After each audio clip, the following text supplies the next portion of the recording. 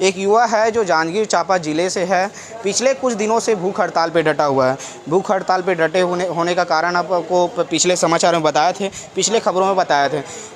8वीं और 5वीं जो बोर्ड है, जो शिक्षा से हटा दी गई है, जो बोर्ड है उससे हटा दी गई है, उसकी मांगों को लेकर युवा डटा हुआ है, जिसे पुलिस इनका कहना है कि पुलिस वाले हैं जबरन उठाकर यहाँ ले आई है। क्या कारण था कि पुलिस वाले आपको यहाँ उठाकर ले आई? सर ये लोग जो टीम है डॉक्टर्स की, वो चेक करने गए थे और चेक भी किए। उसके बाद शायद बोले कि नॉर्मल है बोले, और वो लोग आ गए। उसके आधे घंटे बाद फिर पुलिस वाले गए, बोले कि हमें बोला गया है कि आपको एडमिट करना है। तो मैं बोला कि भाई अगर एडमिट ही करना था तो डॉक्टर मुझे पहले ही बोलते कि आप कमज़ोर हैं, आपको एडमिट करना है। वो तो ओके बोले थे मुझे। तो ये लोग ले गए, पता नहीं ये लोग फर्जी बनाए हैं कागजात या कैसे बनाए हैं, मुझे नहीं पता। उसके बाद ना मैं नहीं आया, दोपहर की बात है, और ये लोग फिर वापस आ गए। फिर ये बोले कि तुम्हें इलाज नहीं करवाना है तो तुम लिख के दे दो कि मुझे इलाज नहीं कराना है। तो मैं लिख के दे दिया था कि जब तक जो संबंधित अधिकारी है शिक्षा क्षेत्र के मुझसे बात नहीं करेगा तब तक मैं ना ही अस्पताल जाऊंगा ना ही इलाज कराऊंगा। और यहाँ पे मुझे अभी 2 पुलिस भैया गए थे, पुलिस वाले, और मुझे बलपूर्वक वहाँ से उठा के ले आए अस्पताल। ये अस्पताल है सर। मैं यहाँ भी बोल रहा हूँ आपको, मैं इलाज नहीं कराऊंगा। अगर मुझे कोई भी इलाज किया तो उसका प्रतिकार करूँगा।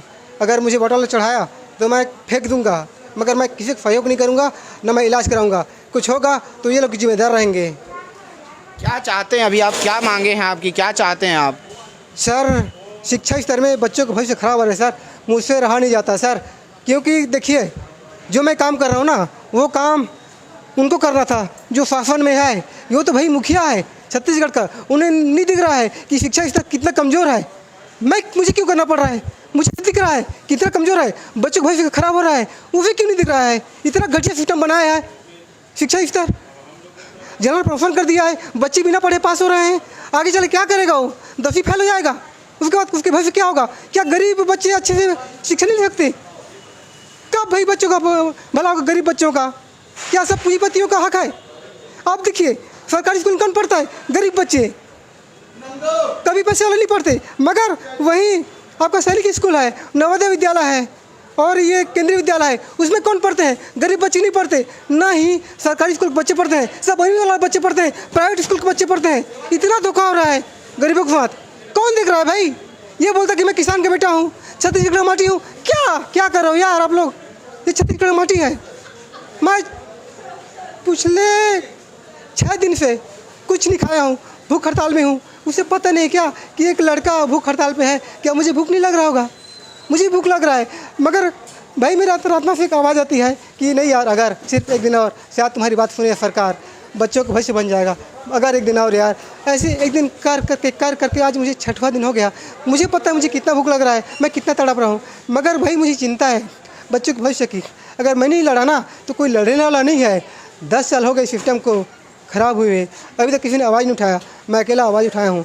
अब चाहे इसमें जान चली जाए या कुछ भी हो जाए, मैं पीछे हटने वाला नहीं हूँ। मैं आखिरी दम तक लड़ूंगा शिक्षा के लिए, जब तक ये बदल ना जाए। क्या वाकई आपका स्वास्थ्य खराब है? अभी प्रशासन बता रही थी कि आपकी तबीयत में थोड़ा सा गड़बड़ी आया है, जिस कारण से आपको उठा के लाया। क्या वाकई स्वास्थ्य खराब है आपका? सर मेरा स्वास्थ्य खराब नहीं है। डॉक्टर लोग गए थे, मेरा बीपी चेक किए, बोले ओके है। मैं बोला ओके है, तो फिर वो लोग आ गए बिना कुछ किए। उसके बाद दोबारा गए, वो लोग फर्जी कागजात बनाए या कुछ क्या बनाए मुझे कुछ पता नहीं है। ये लोग बलपूर्वक लेने गए थे, मगर संगठन के कुछ भाई थे जो मुझे आने नहीं दिए। तो ये लोग मुझे लिखवाए कि भाई तुम्हें इलाज नहीं करवाना है क्या? मैं बोला नहीं करवाना है, तो लिख के दे दो। तो मैं लिख के दे दिया हूँ सर इनको कि मैं इलाज नहीं कराऊँगा। मैं जब तक जो संबंधित अधिकारी है कोई भी शिक्षा विभाग का, जब से मुझसे बात नहीं करेंगे तब तक मैं इलाज नहीं कराऊँगा। आप शिक्षा में बदलाव की मांगों को लेकर डटे हुए हैं, सरकार मांग पूरा नहीं करती तो कब तक डटे रहेंगे ऐसे ही आप? सर जब तक मेरे में जान है तब तक मैं डटा रहूँगा। जब तक जान है तब तक लड़ूंगा शिक्षा के लिए। मेरा जुनून है कि मैं शिक्षा के लिए लड़ूंगा। मैं बच्चों का भविष्य बर्बाद नहीं होने दूंगा। मैं चाहे कुछ भी हो जाए, मैं लड़ने नहीं आया हूँ और मैं पीछे नहीं हटूँगा। मैं लड़ता ही रहूँगा शिक्षा के लिए। कैसे नहीं सुनेगा, चाहे मेरी जान ही चली जाए। कोई तो याद रहेगा कि कोई लड़ा है शिक्षा के लिए। इससे पहले एक बार भी और उठा के ले आए थे आपको, प्रशासन जो है बलपूर्वक उठा के ले आई थी, क्या था? सर पहली बार लाए थे तो मैं भरोसा करके आ गया था कि भाई हाँ चलो मेरे सेहत के लिए ये लोग ले आए हैं ना, तो मैं इनका सहयोग किया। सर अब मैं सहयोग नहीं करूँगा, क्योंकि अगर शासन को मेरी सेहत की चिंता होती तो अब अस्पताल नहीं लगते, वो मुझसे बात करने आते। कम से कम ये तो बोलते कि तुम गलत कर रहे हो, सही कर रहे हो, कम से कम ये तो पूछते तुम क्या कर रहे हो, मत करो यार, अनशन त्याग दो। ये तो बोलते, सांत्वना तो देते कुछ, भले ही कि वो जो है ना, जो मेरी मांग है वो बाद में पूरा करते, मगर सांत्वना तो देते जी। एक युवक है, जांजगीर जिले से राजधानी में आता है और अपनी मांगों को लेकर धरने में बूढ़ा तालाब के पास बैठ जाता है, भूख हड़ताल करता है। पिछले 6 दिन हो गए हैं इस युवक को भूख हड़ताल करते हुए, लेकिन प्रशासनिक अधिकारी जो हैं, शिक्षा मंडल के जो अधिकारी हैं, इनकी मांगों को सुनने नहीं आए हैं। भाई बता रहा है कि अपनी भूख हड़ताल पे डटे हुए थे और उनको प्रशासनिक जो अधिकारी हैं, पुलिस के जो अधिकारी हैं, बलपूर्वक उठा के ले आए हैं। भाई का इस प्रकार से कहना है। तो सरकार इस युवक के, जो जांजगीर जिले से जो युवक आया है, अपनी मांगों को लेकर भूख हड़ताल कर रहा है। इनकी मांग है कि शिक्षा की जो रणनीति है उस पर बदलाव की जाए।